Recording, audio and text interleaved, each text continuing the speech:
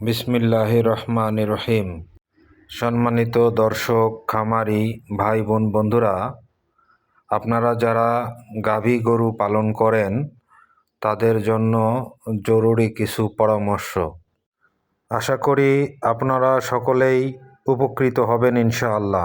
বন্ধুরা, আমরা যারা গাভী গরু পালন করি আমাদের মূল উদ্দেশ্য থাকে প্রতি বছর একটি করে বাছুর এবং ভালো পরিমাণে দুধ আর্নিং করা, তাই না?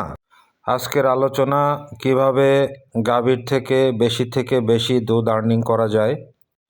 বেশি দুধ যদি পেতে চাই তাহলে আমাদেরকে প্রথমেই জাত সিলেকশন করতে হবে। এই ক্ষেত্রে আমি পরামর্শ দেব আপনাদেরকে, আপনারা হলিস্টিন ফ্রিজিয়ান শঙ্কর জাতের গাভীগুলো বেছে নিলে ভালো হয়। বন্ধুরা, গাভীকে পর্যাপ্ত পরিমাণে কাঁচা ঘাস, খোল, দানাদার, চিটাগুড় পরিমাণ মতো প্রতিদিন খাওয়াতে হবে। পাশাপাশি DCP, dry calcium phosphate, calcium, ভালো মানের ক্যালসিয়াম খাওয়াতে হবে।